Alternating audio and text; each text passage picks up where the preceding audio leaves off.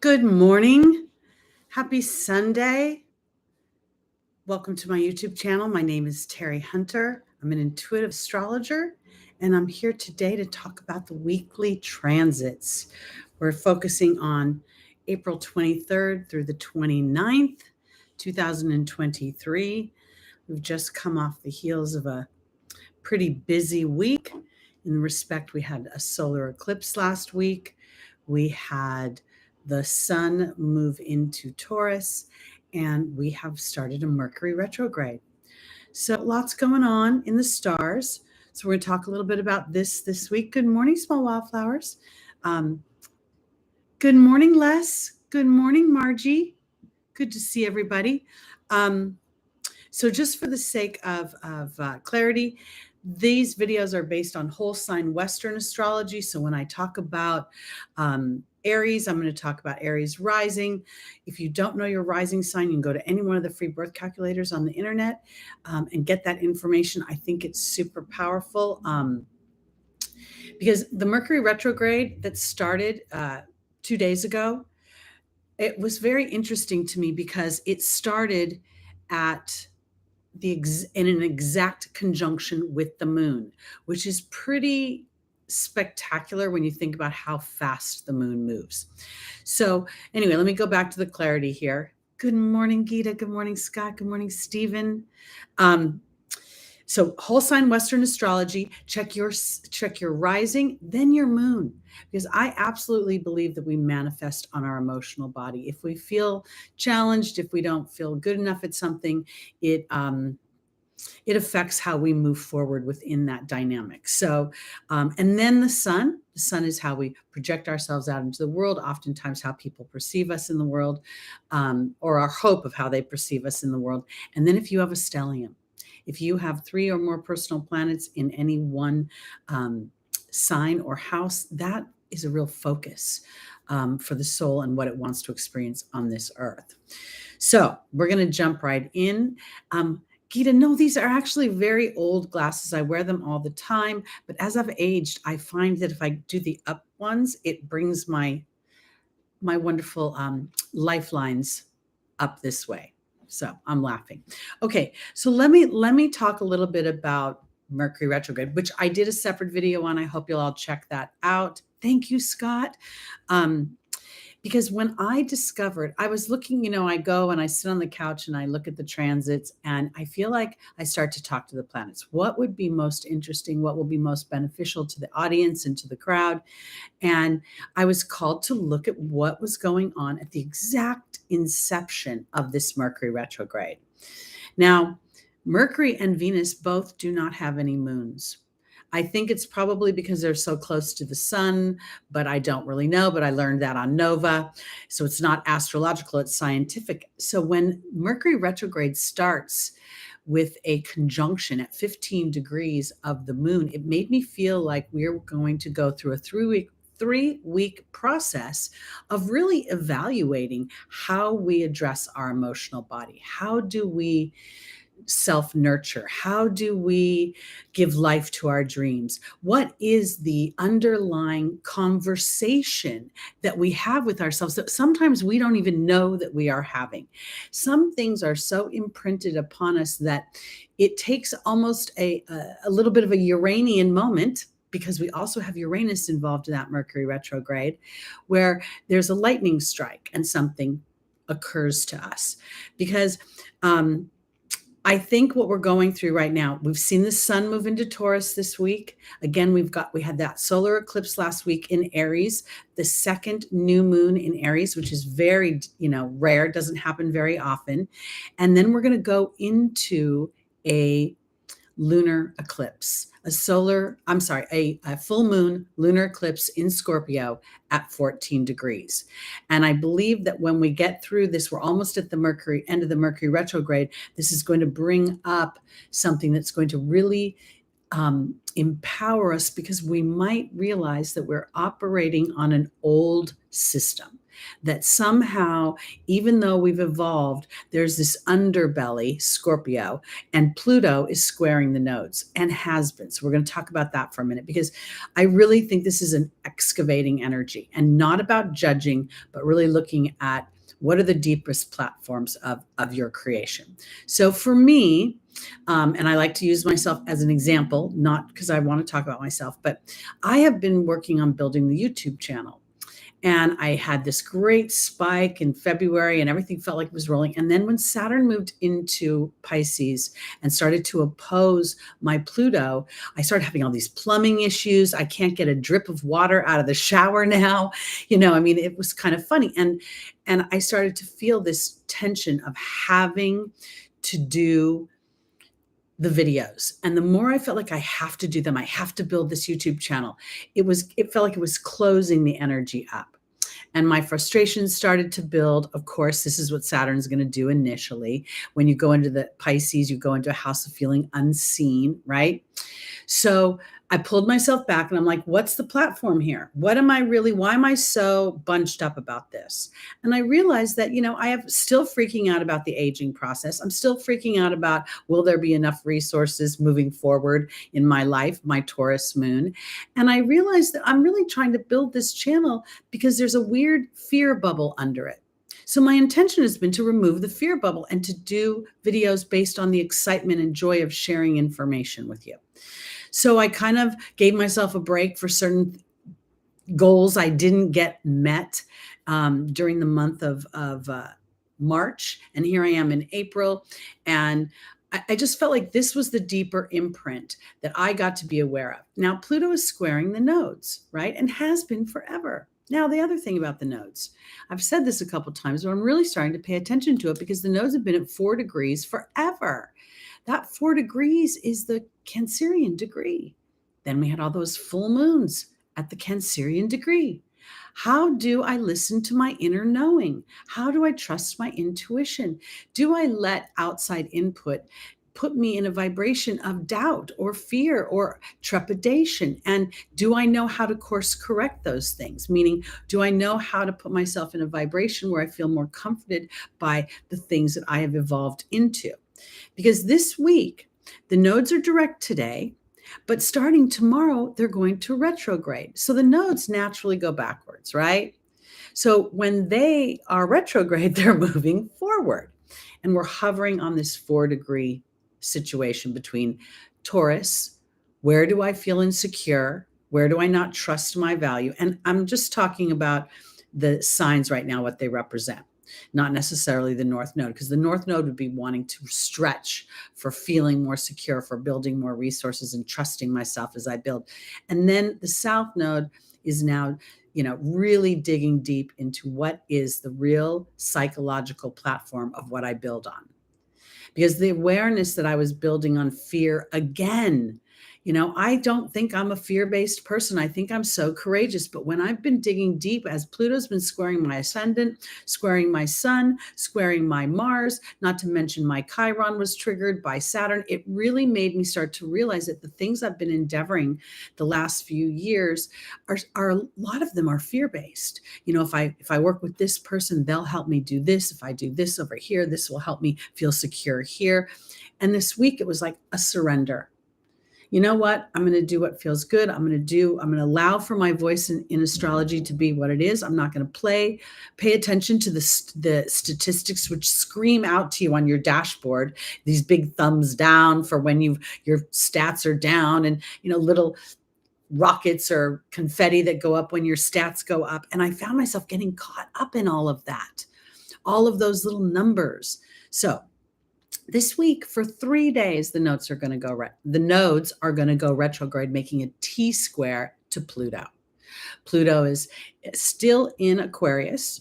It is probably, very much in a stationing energy, but being at the 0 degree, it feels like the whole this whole journey right now for Pluto has been at the 0 degree. What will I give birth to? What will I allow myself to excavate? I'm talking digging deep. We're not looking just with a little hoe and shoveling through the surface of the dirt of our lives. I'm going deep, because when I went deep, I can actually start to move my story forward and acknowledge my fear. Because as we go through this little nodal retrograde, and then the nodes will go back into direct motion on the 28th and 29th. And they do this, I think, like once every few weeks. I'm starting to notice this pattern. I haven't quite keyed into it, because at the same time that the nodes are making a T-square to Pluto, Pluto is making a sextile to Neptune. Now, Neptune's been in Pisces for a while. So yes, exactly, small wildflowers.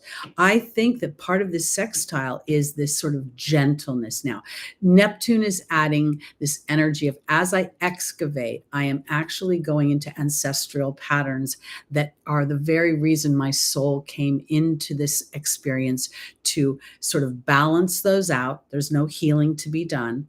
And as a result of that, I feel more empowered and more connected to the truth of the co-creator within me, that will allow me the privilege of dreaming, of letting my dreams come true, of expressing my creativity, my poetry, my dance, my song, my lyrics. It's really, really, it's kind of like icky and then cool. That's what I want to do. Say it, because we have the sun also going to be conjunct tomorrow, the North Node. So this be a bit of a day of really feeling that pull to want to anchor in something new and something that stands the test of time. Now, let's talk about Mercury is retrograde. We just talked about that. And it's conjunct Uranus all week. So Mercury is the lower octave of Uranus. Both planets are not necessarily considered emotional. But with the inception of the retrograde conjunct the moon, it really makes me feel like these two planets are now thinking, how does my emotional body serve the collective? What information can I extract and then implement into my life that allows me to represent something new and something different? Because Mars is in Cancer, and it is sextiling Uranus. So this is about being brave in looking at the things that have maybe anchored me, because the shadow side of Uranus and Aquarius is, feeling nervous, feeling out of touch with, everybody else, feeling exiled, feeling just, there's a bit of a loner energy to that. Because I also feel like this epiphany that Uranus, the sextile to Mars, is like, if I'm brave here, if I'm brave not to villainize myself. Because I want to say it this way. I felt like I started to watch myself make a lot of promises. I'm going to make this video. I'm going to make this video. I'm going to make this video. And then I didn't make the videos. And then I started to feel this defeated energy. And then Saturn moves in, makes this opposition to my Pluto. And I'm feeling the pull here of having to drag myself through this to make it happen. And that was where the epiphany came in. Because Mars is requiring me to be brave. And how am I truly, what is the platform of my service here? Okay, so yeah, exactly. Not to victimize myself to something. Exactly, Lucy Rose. Because Mars is also making a square to Chiron. Okay, now you guys know that when I talk about a square, I feel it's a very clear to me. It's a tense conversation, which is the key words for a square, between an old version of myself, which is habitual, patterned, sits down there where the excavator is trying to dig out, and then this new version of myself that really wants to feel more grounded, rooted, and trust the flow of my new evolved self. So this is the pattern that I think is going on all week. And throughout the Mercury retrograde, as we head into this lunar eclipse in Scorpio that is going to trigger back to the lunar eclipse that was in Taurus in November 2022, because Scorpio and Taurus have been on the axis for a while now. And I think it's really more about the idea of, where do I let my insecurities drive me? Where do I build things or amass things or get resources based on a platform that really isn't allowing me to feel in an equal relationship? Because that's what I started to think of the Zodiac wheel like the color wheel, that every axis in its opposition creates something complementary. So this is very much about giving up my power to others, a deep psychological imprint that could very well be from your childhood, and it could very well be something that your soul has experienced repeatedly. And in this particular time and space, it is being offered an opportunity for integration. So let me say this too, because a lot of people will talk about releasing things, and I believe this Mercury retrograde conjunct the moon was the inception of a 3-week process of reviewing how I feel, reviewing if my life is lined up to making me feel joy, to understanding the roller coaster ride of fear, that oftentimes the initial response is paralyzing, and yet as we persevere through it, we feel a sense of power and a sense of exhilaration is the way I want to put it. So I think that this is what is going on. So when we come into this eclipse, we're able to really see the culmination of a cycle. And I was listening to Molly McCord, and she was talking about how the 2 new moons in Aries flipped the script for a few months on our full moon, new moon cycle. So we're going to start seeing full moons coming in before the new moon, where previously we've been seeing new moons and then full moons. So I feel like this is all contributing to these layering things of a deeper awareness, of willing to dig deeper into, from an intellectual place, from a place of fairness. I can't help but see 7 likes, which feels like the 7 full moons representing the Libra energy of balance and of fairness as I assess a situation. And then rather than say, oh, I should have known better, or I should have done this earlier, I'm just saying, but here I am now, and I'm willing to take that step moving forward now. So there's a lot of assessment going on. I wouldn't be surprised if some of you see old energies coming back into your life, either situations with siblings or workmates. You could even see old lovers showing up, which is not surprising. We've got Venus in Gemini right now, but she's going to head towards Leo, and she's going to hang out in Leo for a while. So there could be a tee up going on there. All right, everybody, let's start with our readings. Good morning, Stephen. Good morning, Lucy Rose. We missed you last week. I posted up. Did I miss anybody else? I want to welcome everybody to the room. It's so good to see you. Okay, so let's start. Happy birthday, Taurus. Now, I want to say this too, because I believe this review and all of this happening now, especially I'll say for my Tauruses, Taurus Rising, Moon, Sun, and Stelliums, you are about to have Jupiter in your first house. And I will say I've been experiencing Jupiter in my first house, and I've experienced a series of expansion, and then what I feel like is contraction. And again, that contraction has given me an opportunity to dig deeper into the truth of, and I want to say this, when I say truth, it's a truth that is flexible, or a truth that is moldable. Because the acknowledgement and the awareness of an unconscious pattern gives you an opportunity to write a conscious choice, or to assert yourself in a conscious manner. So I think over the next year, Taurus has a real opportunity to expand not only their wealth and their resources, but to trust at a deeper level their own ability to create and to build in the 3D world. Okay, so let's see what your tarot card is. The Tower. We love, this is Uranus going through your first house, liberating you from all of the old structures, the old dynamics that might have actually tethered you in what looks like a prison. I find the Tower so interesting because we do see the crown coming off, and we see the characters thrown out of the tower, but it doesn't really look like a fun tower to be in the first place. It looks like it's cold and damp. It doesn't look like there's much sunshine here. And so this Mercury retrograde, I think, is going to really illuminate for Taurus an emotional, historic pattern that you may be perpetrating on yourself that you have up until now not really been aware of. It could be the story of, I'm not lovable, I'm not good enough, I'm not pretty enough, I don't have enough money, I'm too old. It could be a lot of things. And I don't think it's about really focusing in on the I'm not enough, but really, is it true anymore? Like, is that really true? Because a lot of what I have experienced through my own transits is that I still operate on a pattern that is not current anymore. I've created a lot of freedom for myself, a lot of what some people would call privilege for themselves because of my freedom. And in my sometimes discontent, or my always looking at my history, I have negated all that I have created. So Taurus, I think there could be a real epiphany of what you've created, and maybe even start to stand a little bit more rooted into the ground of that and have that move you forward. Again, you've been on this eclipse axis, and I don't necessarily think that the eclipses are meant to always bring up the nasty in our lives as much as they could bring up the new chapters of benefit and bounty and of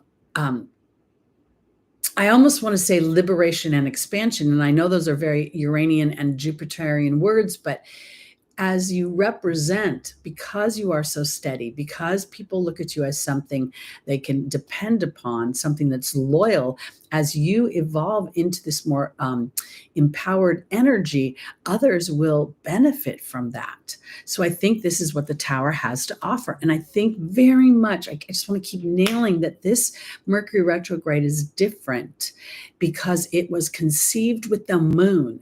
And it's about Mercury recognizing, rather than just shooting off into the zodiac, what is important to me emotionally.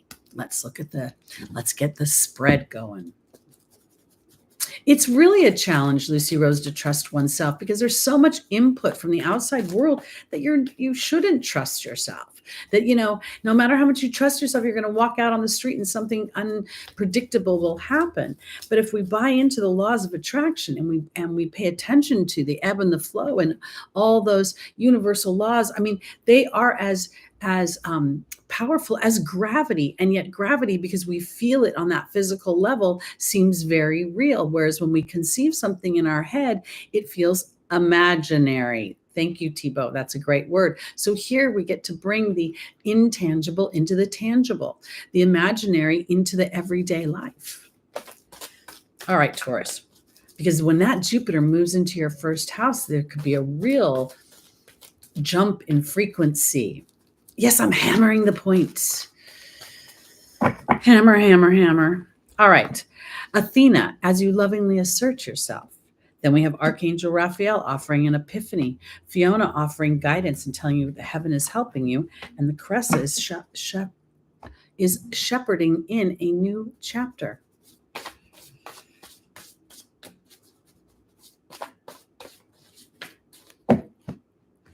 Taurus, Athena is being joined by the Risk card.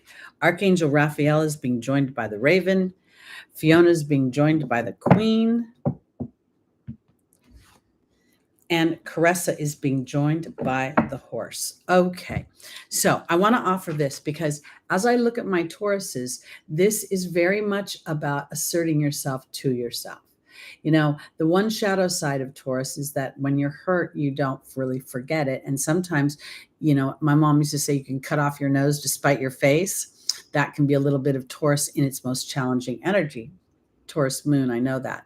So here, I think this is about a risk, about asserting yourself on that emotional level, about what if something is new and different now? What if I process things differently?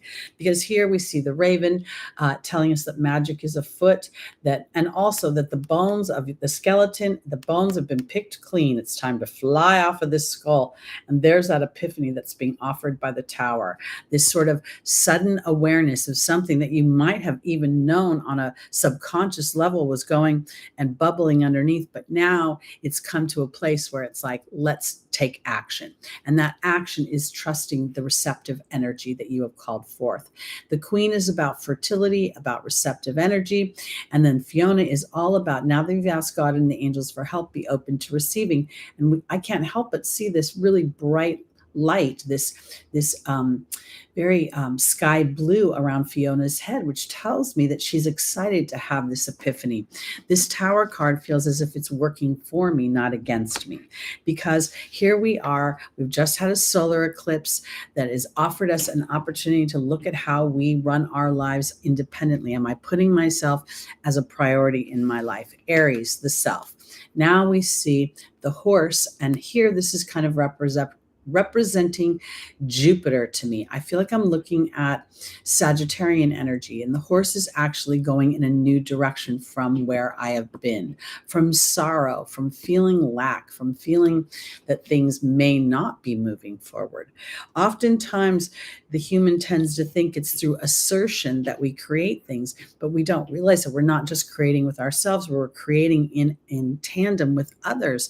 So sometimes the next logical logical step is in someone else's hands, either spirits or spirit, inspiring somebody to cross your path. So I think this week there is going to be an opportunity for Taurus to really sort of have this awareness of some old patterns or old beliefs that have tethered you to something. And now, rather than trying to exterminate them or eradicate them or release them, how can I integrate them and use them as a piece of knowledge? When I feel that energy, I get to stop for a minute and look around and take a second pass at what I'm creating and the platform I'm creating it on. Okay, here we go. On to our Geminis, rising, moon, sun, and stelliums.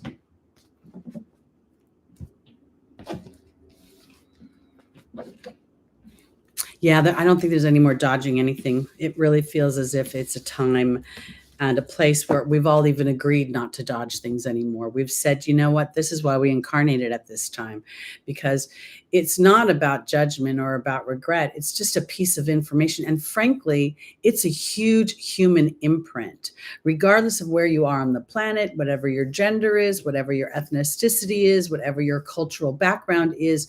There is a human imprint of lack, of undeserving, of feeling like effort is the only way that something good will happen. And even when good things happen, we get scared, like that they're going to be ripped out from us. So this is the vibrational change where we trust our co-creation. We trust that our vibration through focus and through how our emotional body is telling us, like, when we feel off, we're not aligned with our inner being. When we feel trust, when we feel a sense of rhythm, we are aligned to our inner being, and it allows us to be the representatives for what can be.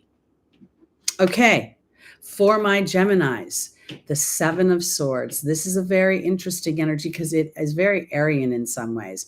This guy is like, I'm taking my 5 swords. I'll leave those other 2 behind because I can't really carry them, but I'm out of here. I'll see, I'm going my way. I'm not buying your guys' stuff no more, no how. Now let's see where we're going with this, because he has a smile on his face. And some might say he's a trickster, he's a thief. But I don't know if I think he's a thief as much as he may feel a sense of relief of not being a herd animal. In the United States, there's this, there's a new commercial. I can't remember what the actual product is, but it has a song from, I think, the Stones, I Want to Break Free, and it's a sheep. And the sheep has abandoned the herd and jumped into somebody's car. And it's kind of this whole thing. Are you going to be a sheep and just continue to follow, or are you going to do your own thing? That's what I think this might be about. And here we see the 7, which I think is super interesting because this 16 reduces down to a 7 or adds up to a 7. We have the 7 here. We just experienced 7 full moons, 7 year. There is so much. We have the 25 people in the room, which reduces down to a 7 or adds up to a 7. The 7 is so much the Libra energy of assessing something from a fair, just seeing the wisdom of how both things, what is deemed challenging or negative, can often serve the light or serve our progress. Good morning, Scarred Owl. Good to see you here. Good morning, Jules. I feel like I missed saying hi to somebody. They scrolled by as I was, hammering my ideas home. Okay, here we go. For our Geminis, rising, moon, sun, and stelliums. Here we go.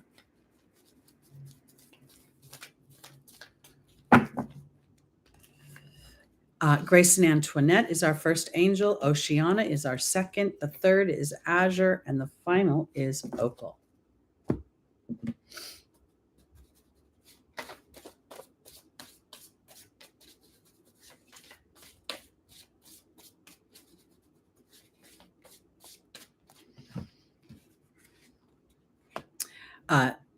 Grace and Antoinette is being joined by the Focus card.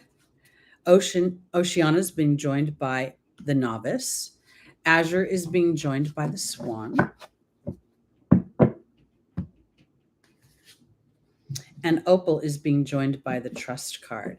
Okay, so I want to offer this to my beautiful Geminis. I think there's a bit of you, Gemini is a social sign. It's ruled by the twins. There's a natural sense of feeling of connection and cooperation within the twin energy. And here, this is an opportunity to be an individual, to to have your own ideas about things, to go a little bit away from what has been. And again, I don't know, even though you're leaving some thoughts behind, you're also taking some with you. So this could also very much represent an evolutionary energy where you're actually purporting thoughts that bring more harmony and peace. Let's look at that 7 again, because we have Grace and Antoinette and the Focus card. And I think that this is compassion for yourself as you are aware of a sort of kind of like, because your ruling planet is retrograde, so you may have a boomeranging feeling, like one minute you're kind of, okay, I got this, I understand the rhythm of it, and then you may inadvertently default back to how arduous it is sometimes to continue to focus on that which you cannot see but only feel with your heart. Because here we have the novice and we have Oceana. And the novice is skill without practice. It's a new beginning. And this is about trusting your intuitive body. Mercury does not have a moon. And while Mercury, represents our everyday lives, oftentimes our emotional body is dismissed in order to get the tasks and the duties we have in our everyday life done. So now this is about practicing a little bit of Grace and Antoinette, meaning grace, meaning giving myself grace and giving myself a little bit of compassion as I practice putting the things that are important to my heart up front, because the angels are offering great transformation for Gemini. And I think that Gemini, having Mars in your having Mars in your first house for 7 months was a huge review of action and how I take care of myself. And, do I have to get mad in order to put myself as a priority?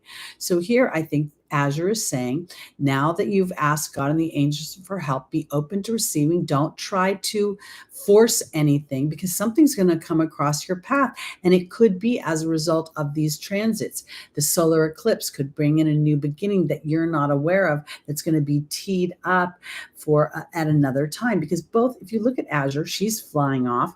This swan is flying. The swan was the ugly duckling, but through transformation, understanding, and compassion for oneself, we started to see the swan evolve. Because here, now is a time for you to implement trusting the forces that be around you, to actually start to think that the thoughts within your mind are your connection to spirit, and that you're always talking to your inner being. You're always talking to the universe. And where, I was telling a client the other day that part of the reason why I think I was able to be myself, and meaning be authentic to what I wanted to produce in the world, make money for myself, be able to be the master of my own life. I spent 2 years bitching to the dog every day I would drive back home to walk him. And I used to say, someday, very soon, I'm going to be able to walk you whenever I want. And without realizing it, my little bit of vinegar and a little bit of frustration on that was really sending a strong rocket of desire into the universe to set up a moment for me to individualize myself. And part of me had to be brave to take the chance. So I think that as you're aware of your focus, as Mercury, your ruling planet, is giving you an opportunity to reflect on how you're taking care of yourself, the permissions you're giving yourself to, move forward and take what you need with you, and to trust that that bigger picture is coming. Because, that trust is a 47, which reduces down to an 11, which is also the master number of thought. Okay. On to our Cancers, rising, moon, sun, and stelliums. I didn't even mention that Venus is currently in Gemini. So that's kind of fun too. So you really get to review, your self-worth and how much you love yourself and how much you're willing to bet on yourself, because some good things could really be on the books. All right. Did I say hi to Jules? Hi, Jules. I hope I said hi to everybody. All right, Cancer, here we go. The Fool. This is very Mars energy to me. And Mars is currently in your house. To me, this is where the guy is like, going off on that adventure. He's pioneering new energy. Chiron and Eris are both in Aries, I believe. I haven't looked up Eris in a while, but anyway, because this is to me is a new energy. It's an opportunity for a new beginning, but in a way that has great innocence and has a, we see him carrying this. I guess what would you call that? It's not a knapsack, but I don't know. It's a hobo sack. I think of it. It's when kids used to run away, they would put all their stuff in a scarf. He's traveling light. There's definitely a sense of freedom here. There's a sense of almost being excited. Are there the potentials of pitfalls? Yes, but I'm not sure if he's really going to fall down, or if somehow he has left those cold mountain hills and he's heading towards warmer skies. So let's see. For our Cancers, rising, moon, sun, and stelliums.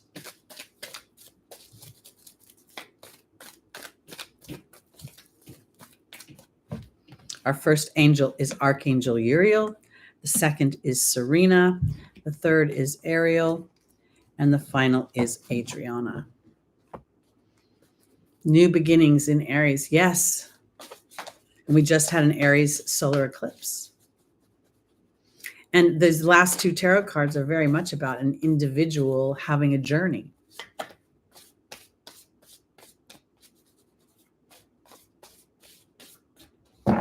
All right. Archangel Uriel is being joined by the Lady of the Lake. Serena is being joined by the Protection card. Ariel is being joined by the Hawk. And Adriana is being joined by the King. So for my Cancers, I want to offer it this way. Oftentimes when we feel frustrated, it's an opportunity to see that we are co-creating on an expectation that could potentially be tripping us up. Because when we have a deadline for something, or we say, by the time I'm blah, blah, blah, I want da, da, da, as we get closer to that time and the clock starts to tick louder, it doesn't bring faith. It actually stokes fear. So here, I think this is really about looking a little bit deeper into what's been frustrating you, where you may be holding an old pattern of frustration or anger or unforgiveness. And then the Lady of the Lake here is really about the war between my head and my heart. It's like a storm, and somewhere in the middle is a deeper truth. And if we trust and we buy into the ideas that we're all co-creating, that everything that's happening to us, we're working in tandem with another for some sort of illumination, some sort of energy that allows us a privilege to swim through those challenging waters and yet feel power. Because the Lady of the Lake is asking Cancer to take responsibility for a new lap of your journey. Mars, again, is in your first house right now and asking you to be brave and to, in some ways, to look at, are you focused on your frustrations? Are you focused on lack of movement? And is that somehow tripping you up? Because the answer to your challenge is to be in the serenity mode, to trust that you're being protected. And the protection card is a 38, which is letting me look at the way I'm thinking. Am I willing to trust that if I don't see movement is happening? When I was building my clientele, not one other psychic at the fairs or any of the places where I was building my clientele had autonomy. They all had a side gig. They all were married to some job that they didn't like. And I too was in that place, but I kept sort of declaring to the universe my individuality. Now, this could be my Aries rising. Absolutely. It could be Uranus that was going over my Aries rising at the time, but I was now using my frustration to align to a bigger picture of what I wanted. And a part of me was about being serene in the process of that. A certain amount of trusting that when you're co-creating, staring at your partner in co-creation doesn't make them move any faster, even if it's spirit. Because here is Ariel telling my Cancer, something's going on that's going to change the way you manifest.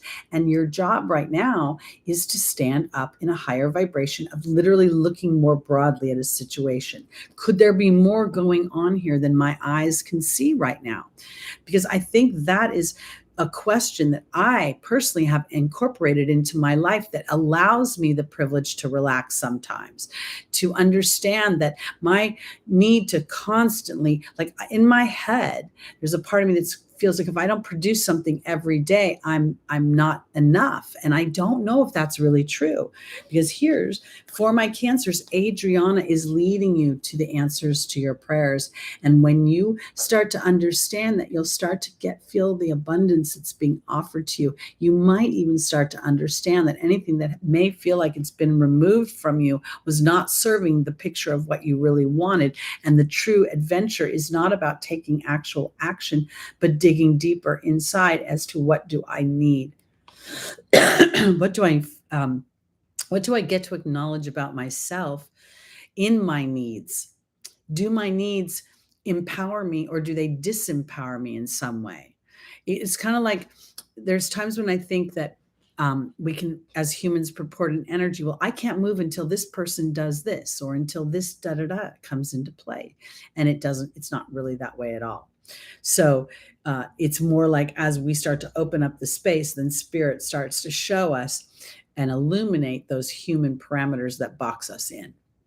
And so here, I think you're going to feel a sense, as you implement a sense of courage, as to where is your true frustration lying? What's the impetus of that? What is the basis of it? And here we are, we're talking about a real excavation with Pluto squaring the nodes. And then you'll start to feel a sense of justice coming in, and potentially even start to see your manifestations materialize into the 3D world in the form of someone calls you with an opportunity that you hadn't previously expected. So here, that's what I want to say. Welcome, Nikki. I like this new name, Lord Nicola Grace Cassidy. I think that's very regal. I love it. I love it. I love it. Okay. All right. I don't know what everybody was congratulating Stephen on, but I want to jump on the bandwagon and congratulate him as well. Yeah, it is, Lucy Rose. It's very human to do that, and it also sometimes, if we dig deeper, we realize that what we need is a break from the pressure. And if we would just allow ourselves that privilege, and I think that's what I experienced, because, I was making so much growth on the channel, and then there was a stall, and I realized very quickly that the stall was partially my energy feeling burnt, feeling like I'm still traversing two worlds. My everyday world and my in-person clients are what are my bread and butter. And when I do my videos, I'm banking on the future somewhere. So I get caught between continually trying to produce to build that up, and then this is what sustains me. And I know there's balance somewhere.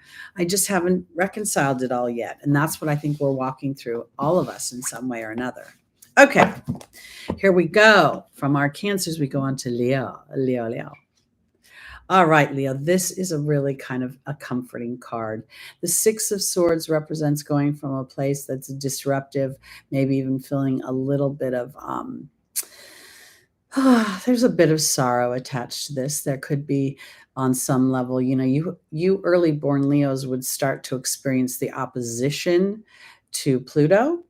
And this, the minute Saturn moved into Pisces, I felt the energy, and Lucky has felt the energy. He is a Pisces, and I wish I knew his time of birth, because he may have more planets in Pisces than I realize, because he's really become very sensitive, like to noise. It's funny.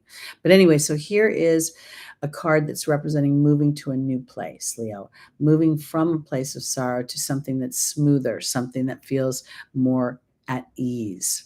So let's see where we're going. Because, when Venus moves into your house for 4 months, I think it's going to be into your first house. This could bring money, not just romance.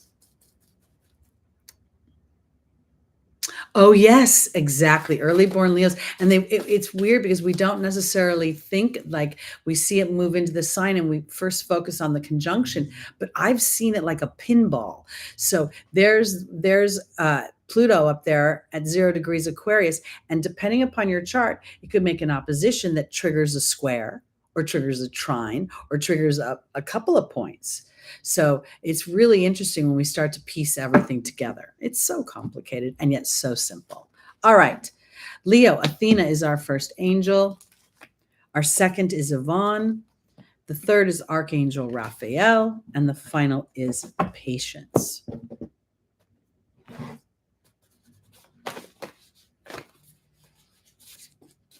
So Leo rising, you're in whole sign Western, your eighth house is Pisces. So this very much could be a transformation of your beliefs about your fears and where you're wanting to allow your creativity. Because if you think about Pisces is so creative, your first house is about you, literally birthing yourself in a creative way. And there may have been trepidation about that or concern. That's one of the challenges of Leo, is following your heart and allowing yourself to have the courage that if you build it, if you express it, it will find its natural audience. So here we go. We're moving from more challenging waters, something is presented, some solace, some melancholy. And we see these characters, we could assume they're a family. That's the father, mother, and child, or that could be a mother and child, and, some sort of, I want to say, when you, sailor, for lack of a better term, whoever's rowing that thing. We're not quite sure what's going on here, but it feels as if this person has more insight and this person is still stuck in their stuff.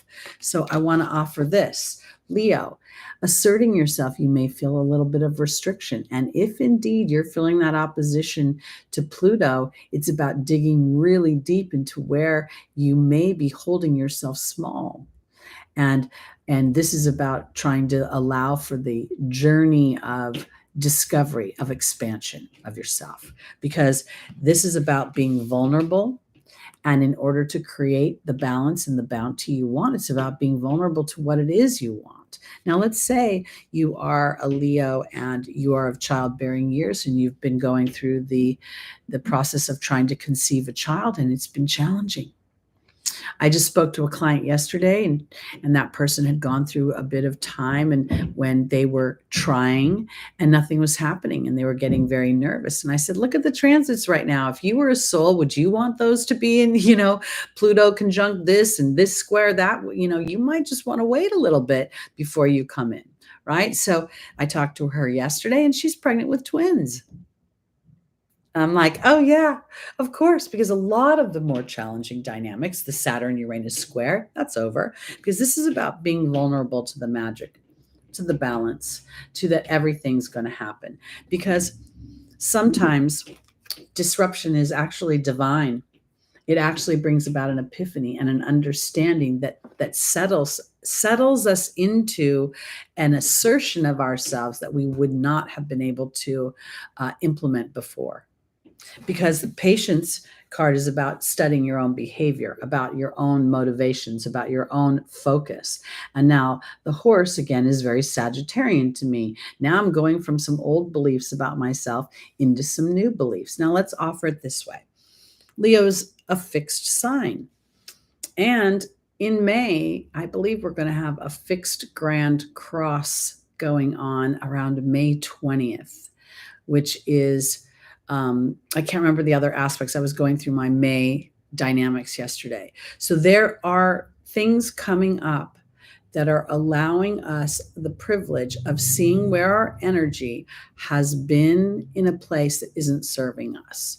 Because when we're fixed, there's a rigidity to that.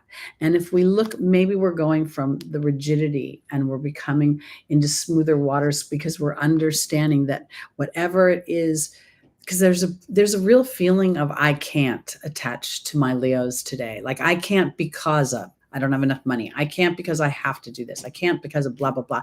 And I feel like this is maybe mixing that up. 29-degree Leo North Node here. Are you kidding, Lucy Rose? 29-degree Leo is on Regulus. Conjunct the North Node. That's correct. That's actually super influential in your chart. But anyway, because I want to say this for my Leos, I think you're rewriting your beliefs about yourself. And I think some things that you may feel sorrowful or have felt or being I want to say, I feel like I'm saying pinched or squeezed or weren't being able to actually get birthed. Now may be the time, and it's through your willingness to sort of broaden how you're viewing it that it allows you to invite that experience in.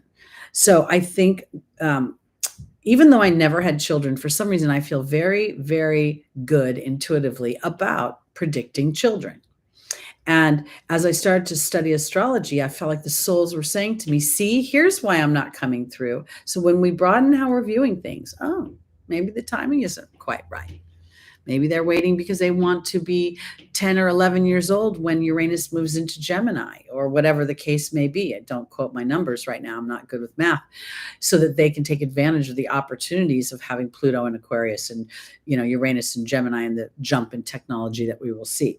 So open up.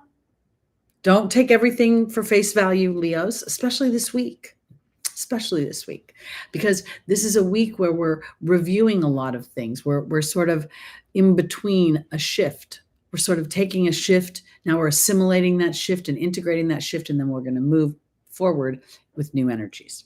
All right, on to our Virgos, rising, moon, sun, and stelliums.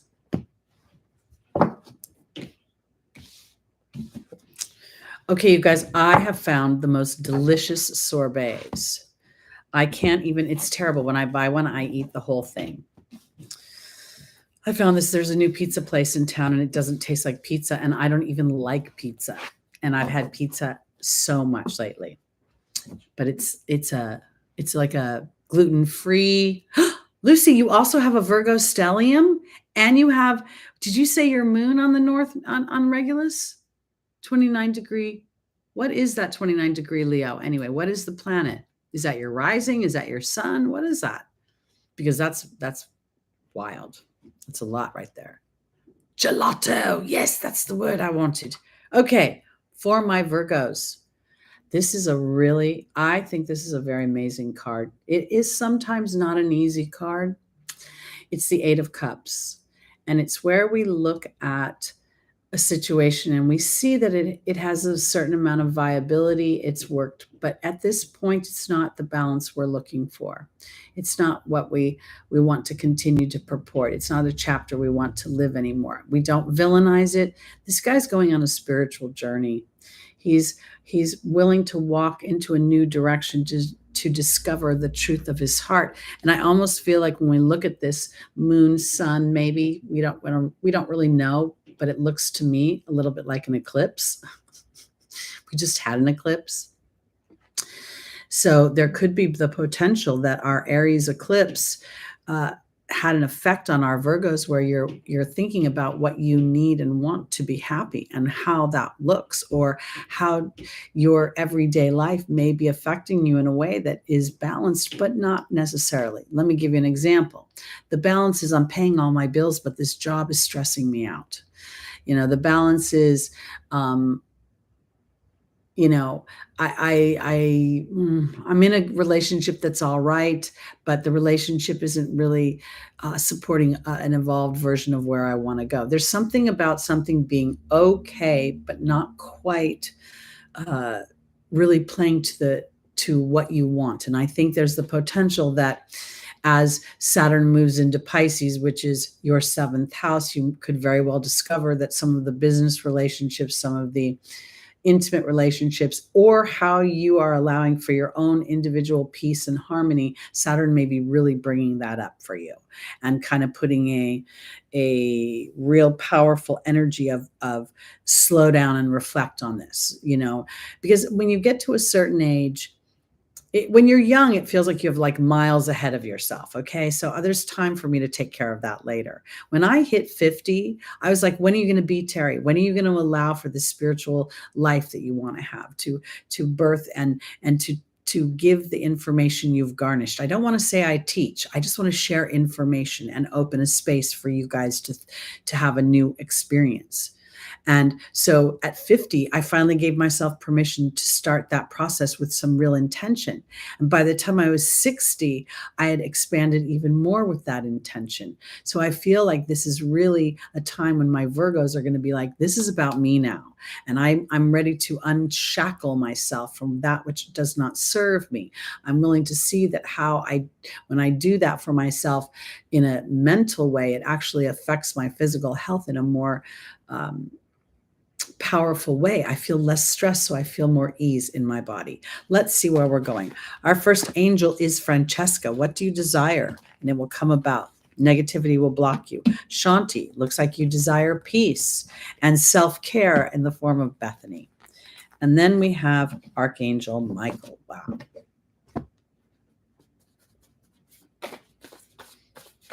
You know, the deeper imprint of a shift, especially with an energy like Virgo, is if I'm not of service to you, do you still find me valuable, right?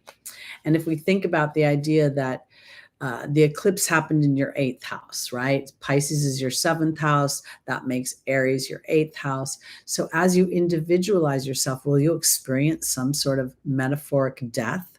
Will you experience something that, requires you to give up something? That could be very well a concern of yours.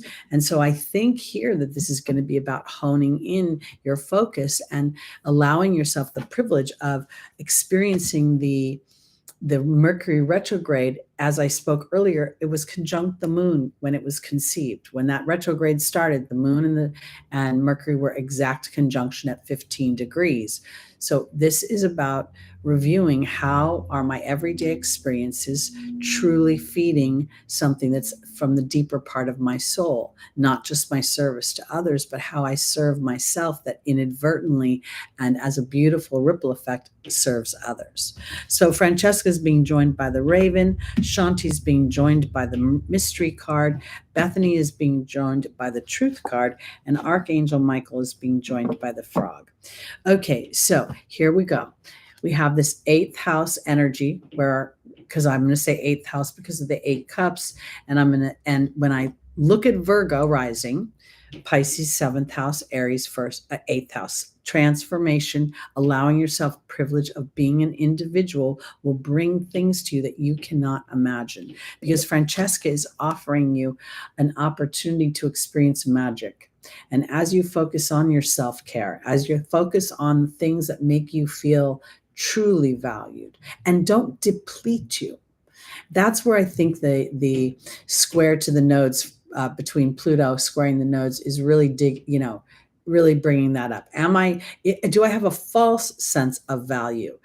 Because if I'm constantly having to show up and perform for somebody else and be of service to somebody else, there may be the potential that I only feel as good as my last bit of service. And I think this is about broadening that to a bigger place. So focus in on what it is and how it feels when you experience the true depths of what makes you feel important and satisfied, because you're going to have to choose your own peace. I really think that's what the Mystery card is saying here, is Shanti offering you tranquility, offering you a sense of an ease of journey. But if you don't claim it, how does it happen? Because in the angel's advice is Bethany, self-care, and the Truth card.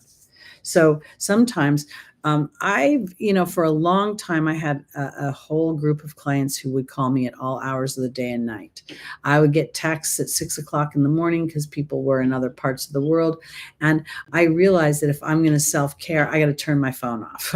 I got to turn it on Do Not Disturb. I have to implement rules. I can't expect for myself, because I think this might be a little bit about that as well, because here's Archangel Michael not only offering protection, but asking you to have the courage to go on this journey of really looking at, yes, something may serve me. It may actually pay the bills, or it may, make me look like I'm following in line with what is expected of me, but is it truly allowing me to blossom? Because not only does the frog represent good luck and bounty, but this is an opportunity to clean the emotion, the mental house.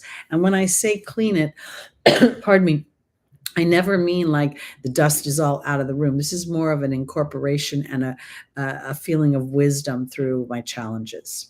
Okay, let's go on to our Libras. I've had the weirdest feeling lately where I'm like, I wish my hair would just go gray already. I'm in that in-between stage where I have some gray, but I just have dirty blonde. And I don't really want to color it anymore. I'm tired. See, small wildflowers, you said would. And I think what Spirit wants is for you to say will be. Oh, that will be a great adventure. I feel like there's a claiming it for Virgo, rising, moon, sun, and stelliums. You can't hope that it'll happen. It has to, and you can't wait for someone to give you permission to take that adventure. You just got to like call the airlines and get your ticket and go. All right, Libra. Ooh, some information is coming. Something is coming to a conclusion. There will definitely be something. The Eight of Wands by nature represents conclusions, information, and the end of something. And we just had, our Aries new moon, solar eclipse, but we also had a Libra full moon that was very, and I want to offer it this way, because when I was thinking about that Libra full moon, because the eclipse was very close to my ascendant, I started thinking that it really wasn't about the ending of relationships. It was more about the ending of me disrupting my own peace and harmony for relationships, or for what I deem is my responsibility. Again, when I started my work, I gave people access to me at especially local people. So I do get phone calls at 8 or 9 o'clock, or texts saying, "Are you available to do a reading right now?" And in my mind, I think, "Are you kidding me? I can't believe you're even asking." And then I realize, oh, I created this dynamic. I created this privilege. And now, in order for me not to feel drained, I get to rewrite that. Something's going on. Okay. So I don't want you to fear that if you implement healthy boundaries, those relationships will actually disappear. They may get better. Okay, let's look and see.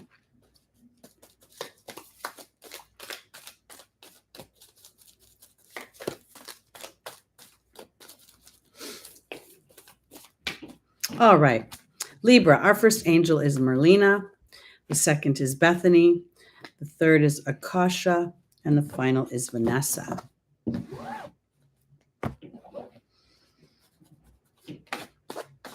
My late-born Libras are still experiencing the square. So, oh, I think that would be so cool to have a skunk tail of gray. Oh my goodness, I would love that. I even thought about dyeing my hair gray, just getting it over with. But I thought, don't be crazy. Okay, Merlina's being joined by the king. Bethany's being joined by the restriction card. Akasha's being joined by the horse. And Vanessa's being joined by the love card. Okay, so the king very much represents male energy, but it's also very Libran, where it represents things pertaining to the law. It represents justice, authority, and a sense of male sexual energy. It has a little bit of a Mars energy. So here I want to offer this, because Merlina to me in the angel deck is never really about confusion. I don't see a wizard that has, capable of magic really being confused. I feel like this is really about something's coming that is going to give you a piece of information that is going to illuminate or eliminate any confusion. Something will come into your being that will say, you know what, if I want fairness and justice, if I want to feel a sense of harmony, I'm going to have to put that in on the docket for myself. I get to sort of implement that and rewrite some relationships, because Bethany and the restriction card make me feel as if Libra, it's about a little bit of a pause to see how well you're taking care of yourself. And if inadvertently you have been thinking, well, you know what, I'll take care of this first and then I'll take care of me later. And then me gets, you run out of time for that. It's starting to set up a dynamic that will frustrate you and maybe inadvertently have you get frustrated with those that are in your sphere, because I feel like maybe the ending is not an ending that's literal, but it's more of an awareness, an emotional awareness of how I'm operating. We are trained from the time we are out of the womb to please other people, not ourselves. And oftentimes this creates conflict because the more we want to acknowledge our own wants and desires, the more those around us will tell us that we are out of alignment. You're being selfish. But if you think about it deeper, who is it being selfish? Is it actually me for wanting the things I want, or is it you for wanting me not to want them and to want the things that you want for me? Because I think spirit is trying to teach you how to go your own way and to trust your own beliefs. And maybe there's a part of you that in you're wanting to be fair and just to other people, you're not being fair and just to yourself. Because I think that by implementing some healthy boundaries with other people, this is also an opportunity to see who shows up and truly feels love and appreciation for your energy and who doesn't. So I'm going to give you a little example. Might seem petty, but for the last 3 years, 2.5 years, easily 2 years, I've let my neighbor park in my space. I don't have a car. I haven't had a car since October 2019. And I don't want a car. I have no need for a car. So I'm like, here, go ahead and park there. But I also wanted that space for my clients. So the longer that he parked in the space, the less the space felt like mine, and the more he would like share it with other people and do other things, and then even give me a little attitude if I asked him to move the car when I needed to get into the space. So I spent the other night frustrated, and I didn't sleep. And the next day I wanted to write a text all like, you need to get out of my space. But the universe, because I didn't act right away, I held, I'm like looking for an inspired moment. The client that came that day, she needed to use the elevator and she needed to have good access for the parking. So I got an opportunity to call him and say, you need to move your car. And then when I did that, I was also able to say, and if you want to park there, you can only park there at night. From 9 to 7, the space is no longer available 7 days a week. I need it during the day. Now, I don't really care how they responded to that, okay? But I needed to implement healthy boundaries for myself because I was building resentment. And I'm pretty sure they didn't even know it because they don't give a hoot about me. As if they did, they'd be more considerate. So this is what I'm talking about with Libra. Self-care. Don't expect other people to care for you. You care for you, and then implement it in a healthy way that doesn't make you feel like you're being a bitch or whatever the male equivalent of that may be. Exactly. You're trying to be nice to someone and they just kind of feel like they milk you.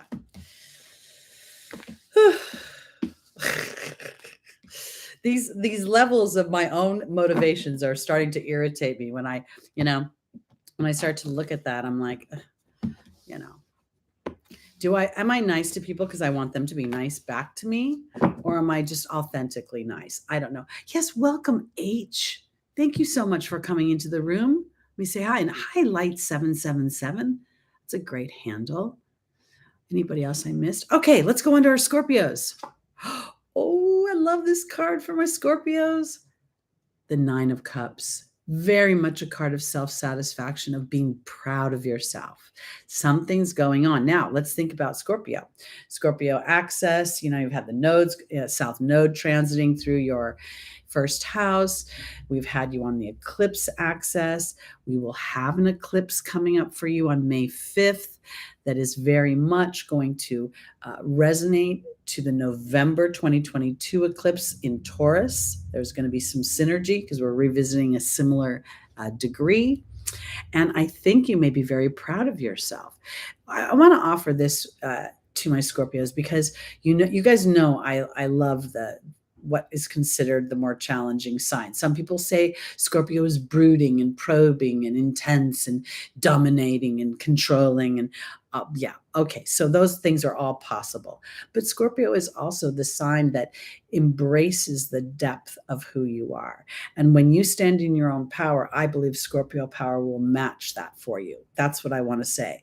So I think that there could be something super powerful coming for Scorpio that makes you feel really proud of yourself. And it may be on an emotional level. Like you're proud of how you've evolved, or you're proud of how I've got Mercury in Scorpio.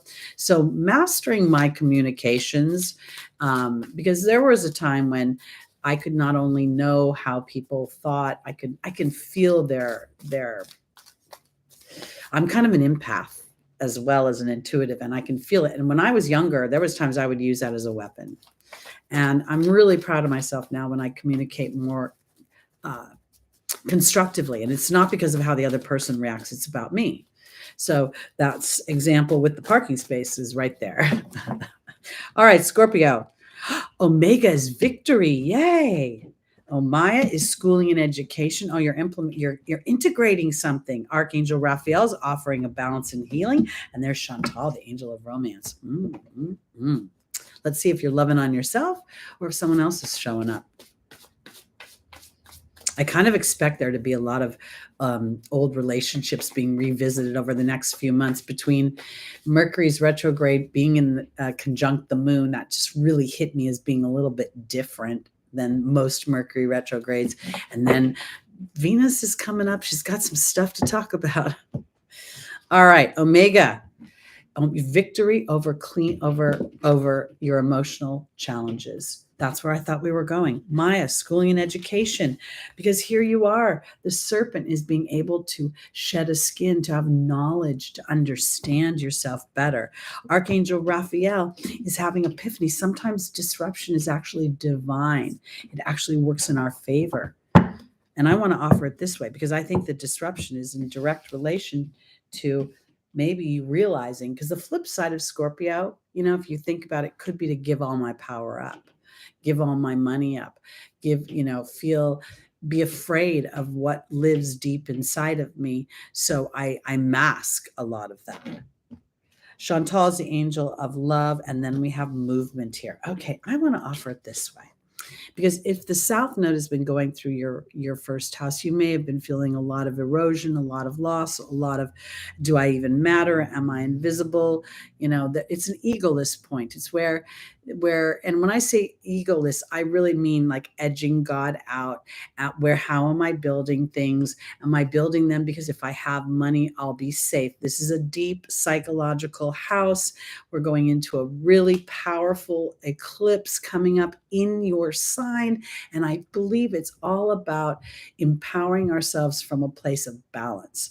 So I believe you're going to have a great eclipse coming up as you take the time during this Mercury retrograde to really reflect on all the stuff that you've done to come into balance with your own emotional well-being and what your true wants and needs are. Omega is all about victory. And it's because rather than villainizing yourself, you've learned the ebb and the flow. You're being more willing to shed this skin. And while that might have been disruptive, it may have felt like, oh, this isn't fun. It's also offered an epiphany that's brought balance in. I don't like the word healing because I don't believe we're broken.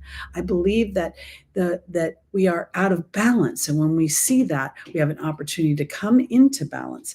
Because look, here's Chantal, the angel of romance, and here is movement.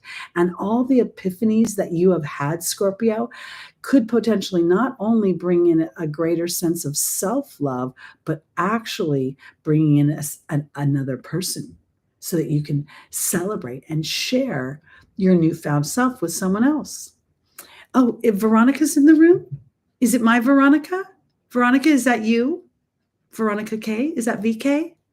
I don't see Veronica in the room. I gotta rewind. Well, if it is, I want to welcome Veronica either way, but I don't see it. Okay, Scorpio. So this is exciting.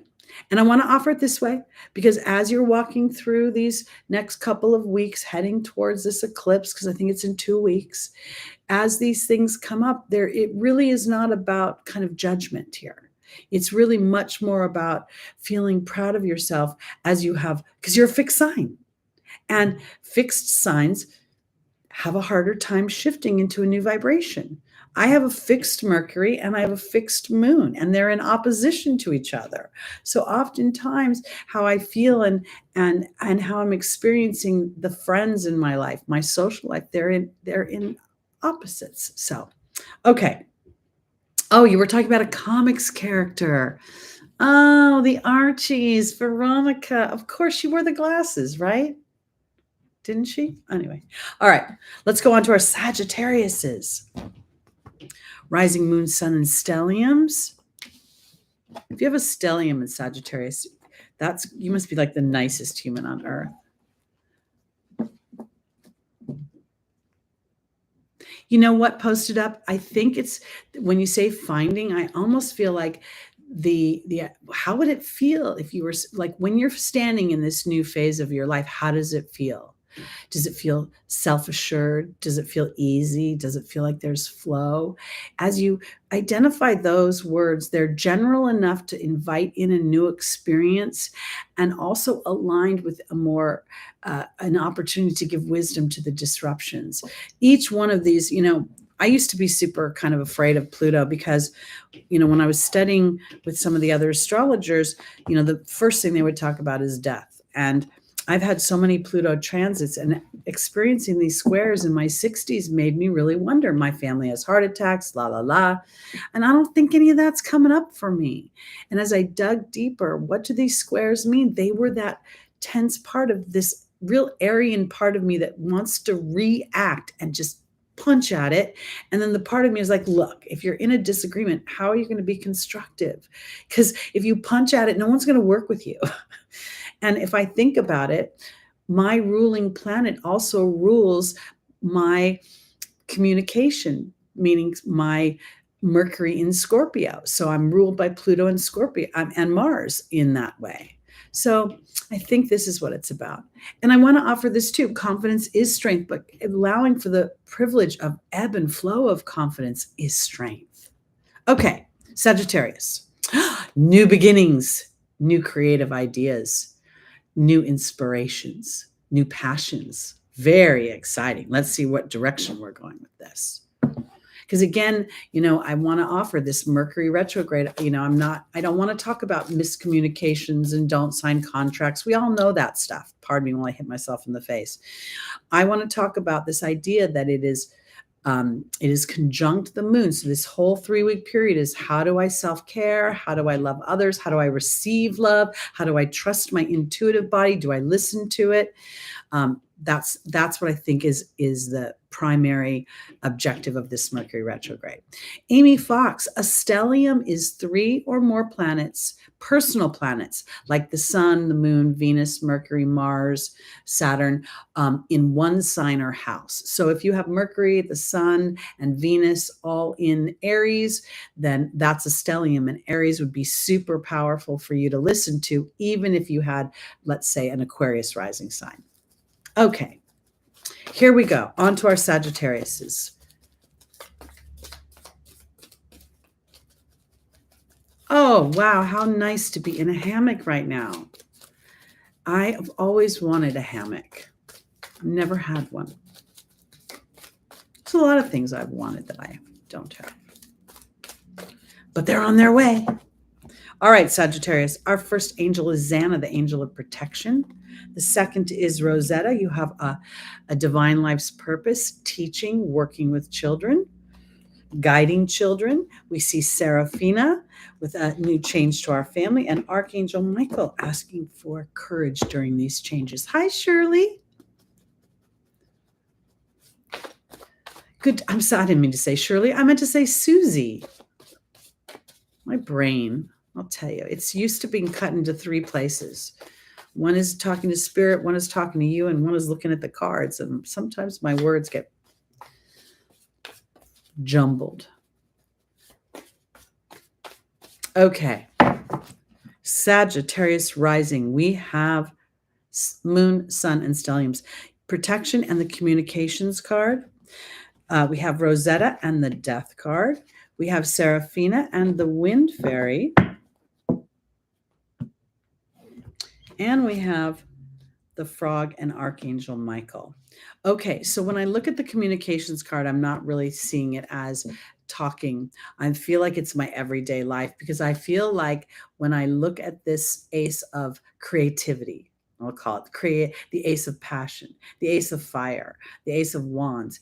There could be new ideas spawning, new, real exciting things.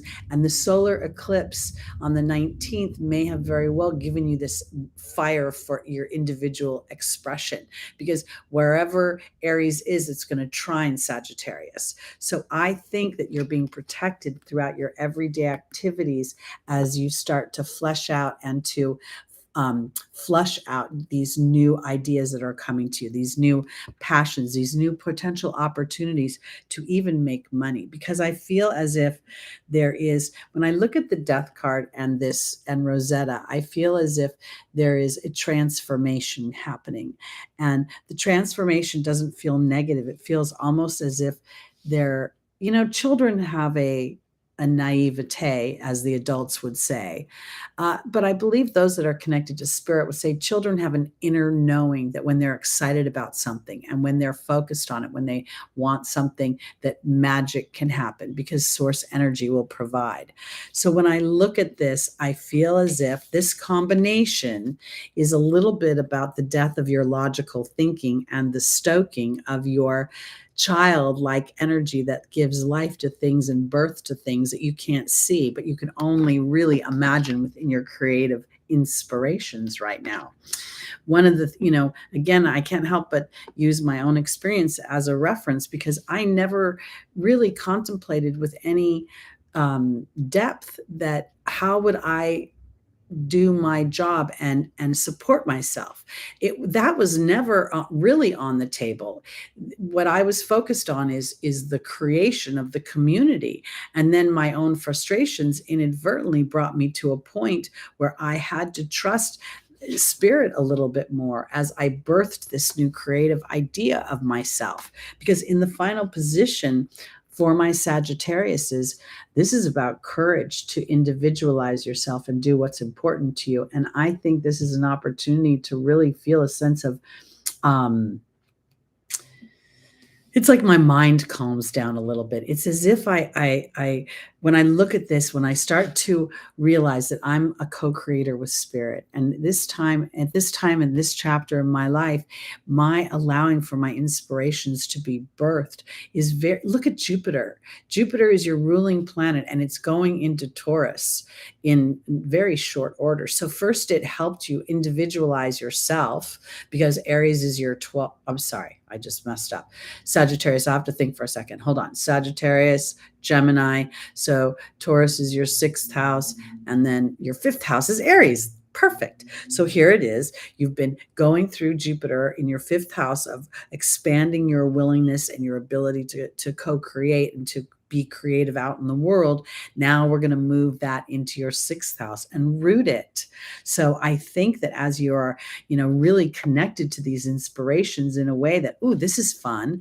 And that your everyday life is protected as you're starting to give birth to a deeper part of yourself. And the logical, when I think of the logical mind, it's the human mind that says, I only know this box. And if I can't see it in this box, it's not possible. But no, it is possible. And that's where Archangel Michael is asking you to have the courage to jump off, and to jump off first with your passion and to focus on that. This is the inception of something, not the completion of it. It's the inspiration of it, not the doing of it.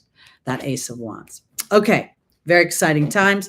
And now we come to my goats, my lovely, lovely baby goats, my little Capricorns. I love you so much. I really do.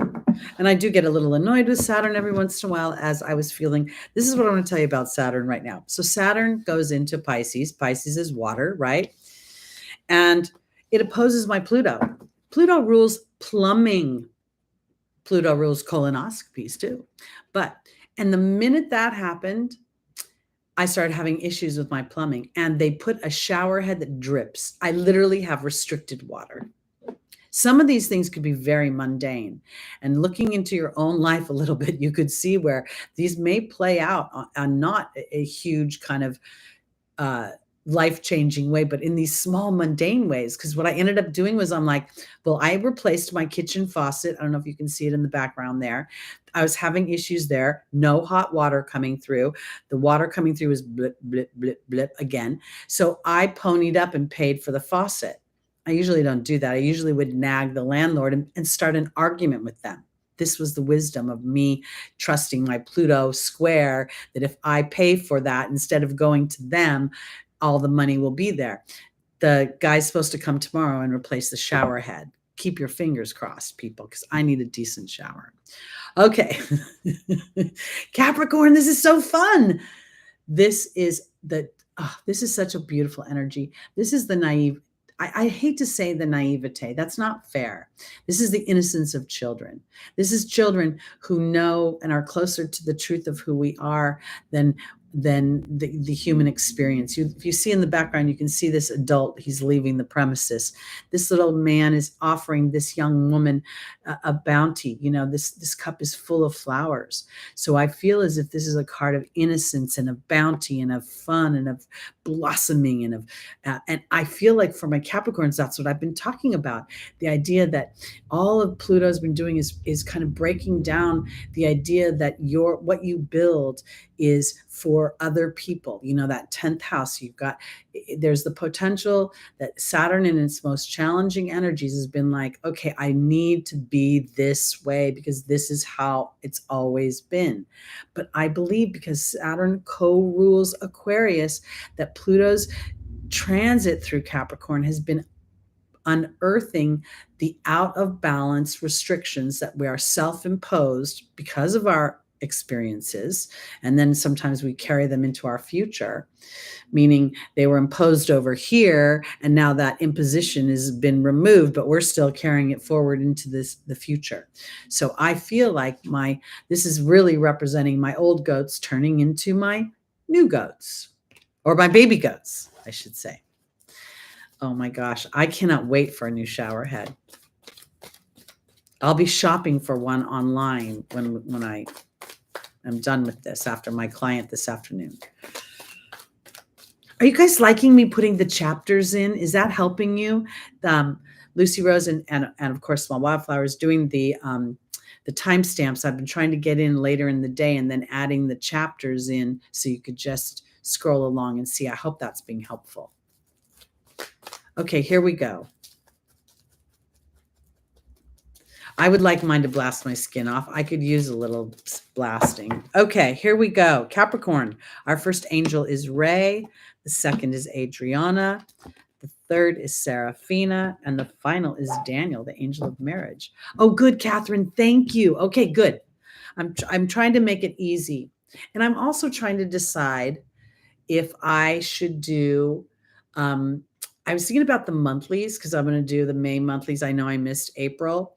I'm sorry for my Capricorns. Bear with me for a second because I was thinking about doing them all at once, like literally going in and making them super detailed because I want to talk about the eclipse at the same time. And then you just being able to click on it because it could be 20 minutes. It could be a half hour of each one and turn into a huge long video. So I can't figure out how I should do that yet. All right. Sorry, Capricorn. All right. Ray is being joined by the Fear card. Again, let's emphasize this beautiful energy of the Six of Cups. Adriana is being joined by the Joy card. Seraphina is being joined by the Novice. And Daniel is being joined by the Wealth card. Okay, this is what I want to say, because there is the potential that many of my Capricorns could meet somebody new. That they could even have, Mercury retrogrades bring things back around for review and for reevaluation. And clearly this boy is offering his cup of love to this girl. So I want to offer this because here, Ray is my connection to the angelic realm, to source energy, to my inner being, to that powerful part of me that is not incarnate on this earth. And then we see the Fear card. And Saturn rules fear. Capricorn can rule fear. I feel like this isn't about fear. I feel like this is about false evidence appearing real. And now I know that because I'm connected to spirit. And there's a part of me that's been renewed, rebirthed through the Pluto transit, where I'm really starting to feel new life and abundance for myself. Adriana says she's leading Capricorn to new heights of joy.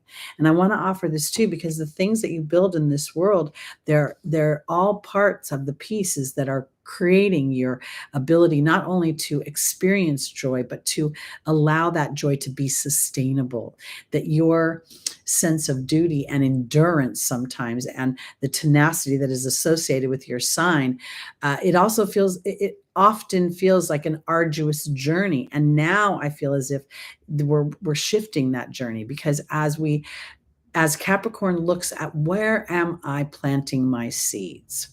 Am I planting the seeds of what I really want to grow, or have I been planting the seeds of what I have been expected to grow, because now we have an unstable new beginning as you start to experience more. And when I look at Seraphina today, I feel like I'm rebirthing myself, like you're the baby in this picture. And now I go into Daniel and the wealth card. Daniel rules marriage, and we can talk about partnership because, again, we have an opportunity for potential partnership here. But I also think this is a new version of looking at your history and being aware of your history as you rule history. But now that history is giving you a strong foundation to build the platform for your, not only your material wealth, but also for your emotional wealth.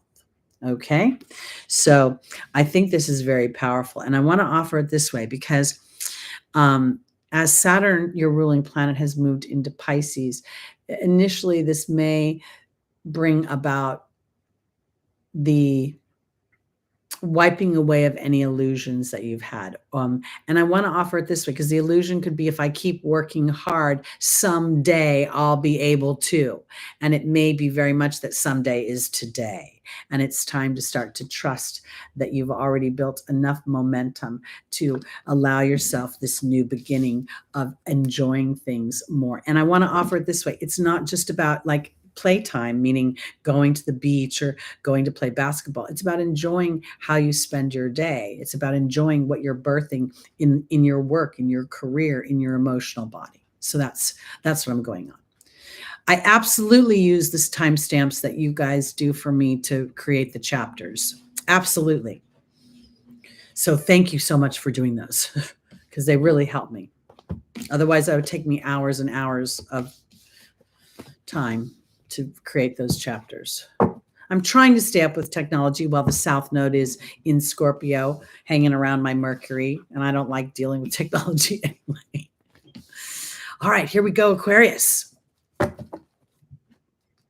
Don't be scared of Pluto. Don't be scared. Because you know what Pluto's going to do? Kind of illuminate where you're working hard, where you may be carrying a bit of a burden and it's not necessary anymore. Again, you know, Pluto is, as Pluto goes on, you know, starts the axis, the fixed axis, it's going to make squares to all and opposition. So it'll make the opposition to Leo. It'll make a square to Taurus. It'll make a square to, my brain just, Aquarius, Taurus. I'm missing a fixed sign and my brain is not working. But anyway, because I want to offer it this way. Why can't I think what it is? I'm just being so weird. Aquarius, Leo, duh. Okay, because this is where I'm going with this. As Pluto is going to start to make these aspects, this is that square is going to be the two versions of yourself. So Taurus, I think it'll make a square to Taurus and it'll make a square to Scorpio, and then it will make the opposition to Leo.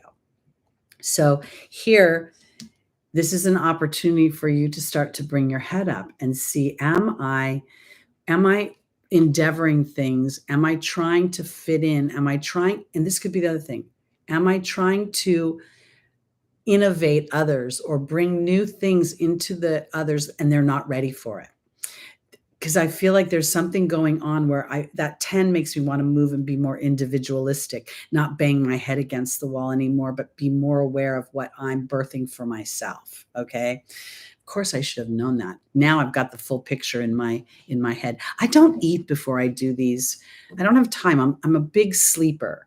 Like when I was little, I would say, don't wake me up for food. I used to get really, don't wake me up to eat. So by the time I eat on Sundays, it's 2 o'clock or 3 o'clock or 4 sometimes. All right. Aquarius, Teresa is our first angel. The second is Rochelle. The third is Caressa. And the final is Ray. This kind of is playing right to the idea that not worrying, but putting the focus on yourself, putting the focus on what you want for yourself, and then allowing yourself that privilege of sort of identifying where have I put myself in an energy of I have to work hard, or I'm expected to do this, or this is what other people want from me. because that could be creating anxiety for you as well. Teresa is being joined by the hawk. Rochelle's being joined by the cat. Caressa's being joined by the love card. And Ray is being joined by the restriction card.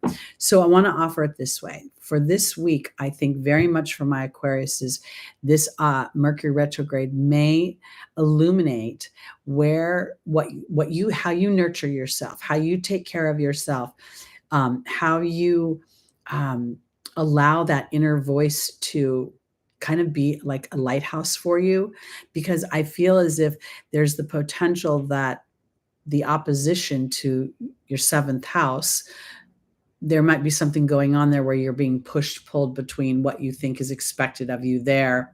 It's also not just loving relationships, but also work, professional relationships, contractual relationships, because Teresa's about worry and about other people, and the hawk is very much about paying attention to what I'm focusing in on, rising above the situation, seeing it from a more broad perspective. And this guy isn't seeing anything from a broad perspective. If anything, he's very narrow. He can't see anything in the way that he's operating right now. So I think that somehow my Aquarians may be more focused on other people's happiness or other people's approval or other people's validation than you are yourself, because now your heart is being asked to individualize. What do I want for me? What do I need for me? What makes me feel bountiful? I love Rochelle because she always brings in the resources I need in the material world to sustain my heart's desires. And Caressa is saying, for my Aquarians, it's a real opportunity to close a chapter of obligation. You rule the collective consciousness in the 11th house. You rule the big things to improve humanity. But sometimes in those big thoughts, we forget that each one of those are little individual drops of water, little individual souls that also require, when they lift their vibration, we lift the collective. So you doing what you love is part of lifting the collective. It's part of representing. It's part of allowing, rather than going, I'm going to look at you and focus on you as a big picture. Let me see if I can be more clear about this. I want to kind of reference back to when I was trying, focused on building the YouTube channel, and bringing something for the audience, creating value for the audience. And while I very much want to do that, I think when I feel value in the material or the content, then the audience that will find value in it is naturally drawn to it. And I think that might be what we're doing with Aquarius. Your innovative ideas, your invention, your uniqueness, your brilliance, the rawness of that, even in some ways, the explosive liberating energy will draw to it what it is like it, because I feel right now that it's super important for you to connect to the bigger version of yourself. Your power will come through your willingness to sit in quiet a bit and understand. This feels not like restriction. It feels like taking a pause to meditate, to realign to what is important, and then allowing that to be birthed so that it can find its natural audience. And rather than trying to look outside of myself and fulfill a need of expectation out here. And that might be why it feels so burdensome. I think sometimes Aquarius gets caught between, really loving their individual energy and then feeling kind of alone and abandoned. You think about the challenging side of the 11th house. It's where exile, it's where things happen that can be unpleasant because the collective in a challenging way can fight the innovation or say, no, this is how we've always done it. And that makes Aquarius feel different and unappreciated because they're like, look, I brought something great to the table and you won't take advantage of it. All right. On to our Pisces, rising, moon, sun, and stelliums.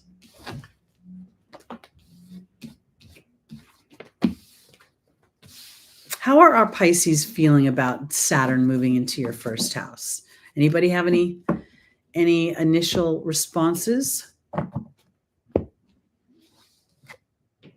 Here we have Pisces, the lovers.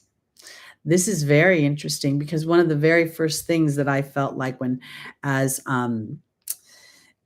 Saturn moved into Pisces, I felt as if Saturn was really in a jarring way saying to my Pisces, are you being too empathetic? Are you being too compassionate, to the point where it's actually an erosive energy versus an uplifting energy?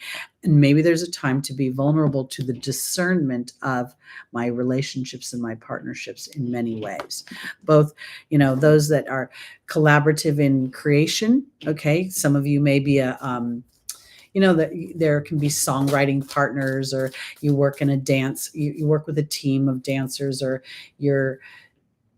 the Pisces energy. And again, depending upon what house it really is, if it's the 12th house, if it's the 8th house, there's layers of that will indicate more detail about where this is. But where I'm going with this is really about choice, about, making a choice in what's important to you and having a certain vulnerability to that choice. And if for some reason we're going to start to see that this Mercury retrograde is really reflecting your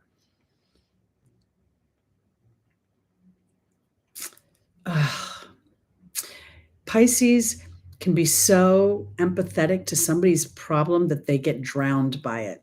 And I think that this might be a discerning eye to trust that if I don't let myself be drowned by somebody else's issue, that I will still be chosen. Let's see. Pisces, Azure, your desired outcome will happen in the near future. Have patience and faith. Mystique is saying to keep charging ahead. Expect miraculous solutions. Francesca is saying, what are you visualizing? And then Athena is saying, it's safe for you to lovingly assert yourself.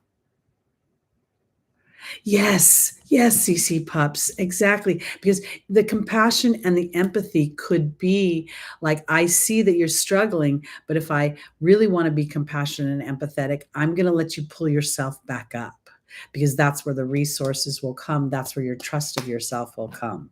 Okay. And this could very much represent younger people because it's a Gemini energy. Okay. Azure is being joined by the restriction card. Mystique is being joined by the Hawk. Francesca is being joined by Merlin. And Athena is being joined by the High Priestess.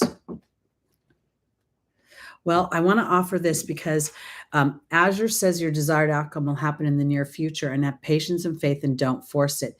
The restriction card is doubling down on the no forcing it, meaning this. Sometimes when we have seen people struggle, we think if we don't lift them up, they're going to fall for sure. But oftentimes those people who have challenges and they continually enroll other people in helping save them are more powerful than we give them credit for. So we usually, and inadvertently, Pisces will focus in on their problem. But when we don't fix their problem, we will see a tenaciousness of them finding someone else to help them fix it. And so my point is, I feel like this is about your desired outcome will happen, because if you're looking for balance from people around you, from the lovers, the relationships in your life, then your job in some respects is to keep your sight big and high. In really, if I drain myself, will I really be able to serve you? Because this charging ahead here doesn't feel as if it's a physical movement. It feels as if it's an emotional movement. So now let's look at it this way. We have a Mercury retrograde, and Mercury rules both Virgo and Gemini. Now we're talking to Pisces right now, Pisces Rising. But if this has to do with your children, or it has to do with work in some way, if it has to do with the things that Mercury rules, if you turn away from, let me change that. If you turn towards yourself and nurture yourself and care for yourself, can you on an intuitive level believe that that which you have turned away from will actually thrive, so that we bring more balance in? Because here is the balance being offered. But if you continue to look at the challenge, the negativity, the problem that's being brought about, then you're inadvertently fueling that. And oftentimes it's literally turning away from it and sort of saying, it will be what it will be. I'm powerless over this situation. Because here, there could very well be some sort of ancestral karmic dynamic going on between the parties, meaning as you assert yourself towards you could very well be empowering the other party to step up to a place of focusing in on or being aware of what they're focusing in on. The Lover's card rules choice in partnership, choice in thought. It's very Geminian. It has this duplicity to it. So it will look at both sides and then be, it can get caught up in looking at both sides so much that it can't make a decision. Now I feel like the decision would be about self-care.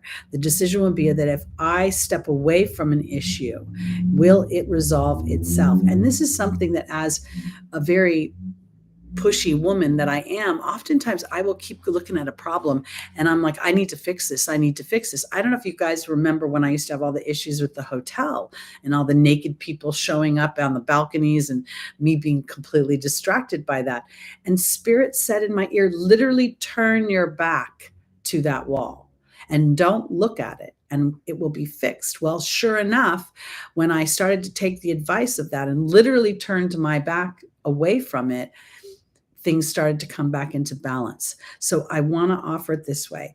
For my Pisces, as much as you are loving and compassionate, maybe if you close your eyes, see Archangel Gabriel, and surrender and let this sort of the parties involved take their journey of empowerment, you may find things happen, turn out better than you expected them to. That's where I want to put it.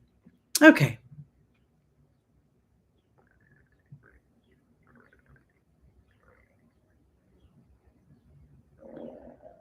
Okay. Pardon me, that was my tummy growling. Guido juice. Is that how I say that? Guido juice? I think that's kind of funny, actually. Are you asking me a question? I'm not quite sure. You said thank you in advance, but I'm not sure if you're asking me something. Okay, I'm going to go on to our final sign, which is our Aries Rising, Moon, Sun, and Stelliums. As we do on this channel, we start with the birthday month and we work our way around the Zodiac. And the tarot card for our Aries is the Five of Swords. Okay. I'm not sure what the question is then. Email me. My information will be below. Email me directly with your question and I'll address it. All right, Aries, this is interesting because this is a little bit of a challenge. This character in the green tunic has won the fight. He's won the battle, but he hasn't really won. There's a feeling of contempt. There's a feeling of disruption involved in this card because there is no resolution. The two characters have turned their back. They're defeated. So Aries, this is sometimes where, I've talked a lot about how when Mars was transiting Gemini for 7 months, Mars was learning how to interact with others in a way that was more inspiring versus sort of blunt and harsh and let's get on with it. And the Five of Swords is very much going to represent how are you interacting during times of stress or struggle or when you're feeling annoyed. So let's go back to my little water issues, right? So the plumber that was the plumber from the apartment building who did some stuff. So I kept reaching out to him. I have this feeling when I call him and I ask him for something, he doesn't, like when I tried to fix the kitchen sink, it took him like 2 weeks to respond. Okay. And I feel like he treats me like his mom or his friend, like I'm not really a customer. And I don't know if it's because I'm not paying enough for him to think it's important. My Aries rising could come at him in a really like, what the hell, dude? Like, you don't return calls, like I'm not a client.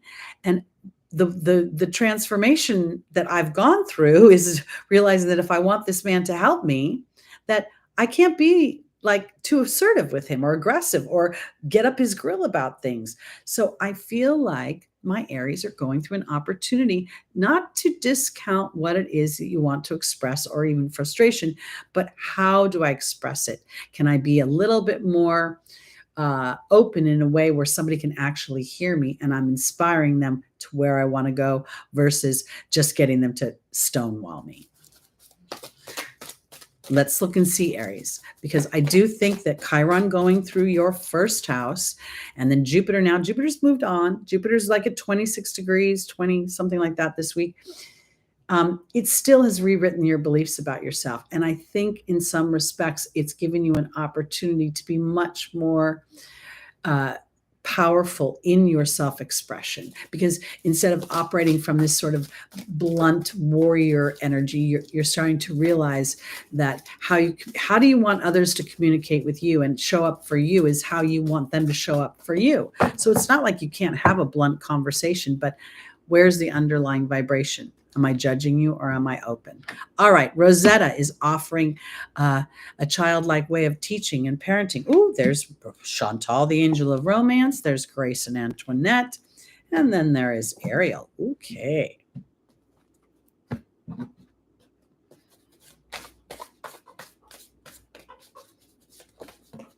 Oh, the king just flew out, so we'll take that. Joining Rosetta. We have Chantal being joined by the novice.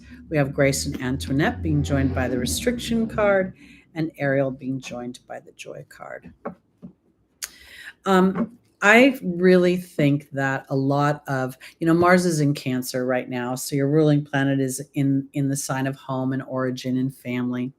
And I really feel as if I want to applaud my Aries rising, moon, sun, and stelliums, because I really feel like some of my more what some astrologers call the more challenging energies. We could see that in the Capricorn Saturn energy. We can see that in the Scorpio Pluto Mars energy. We can see that in the Aries Mars energy. These planets have very much been willing to be reflective and evolve.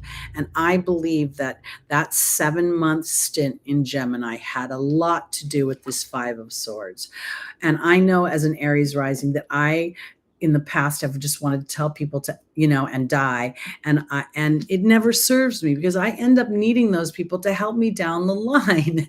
And so I've kind of learned not to react in that spiky way.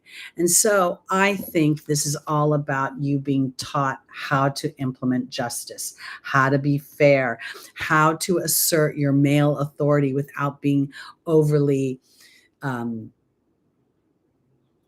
assertive, aggressive, without being, oftentimes, in the lowest energy, you feel like Mars and Aries can feel like the banshee warrior that comes in and pillages, the whole village.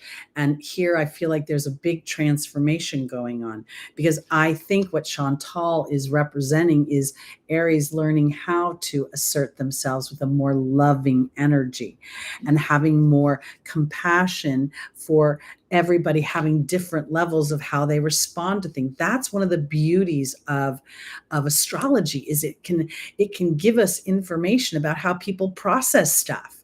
So in the past, when I would see people, I would think they would be pretending to be a certain way, that everybody was like me, but they were just pretending not to be. And now I realize that when people are hardwired differently, so not every Aries is assertive. Some of them have squares and oppositions that actually thwart and stop their assertion.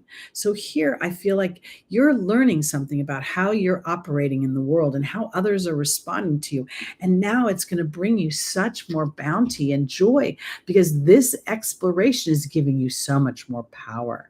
And the power is it doesn't even feel like I'm joyous because I'm powerful over other people. I feel like now I'm the hero energy. Now I'm the inspiring energy. Now I'm the person who other people are like, I want to be adventurous like that.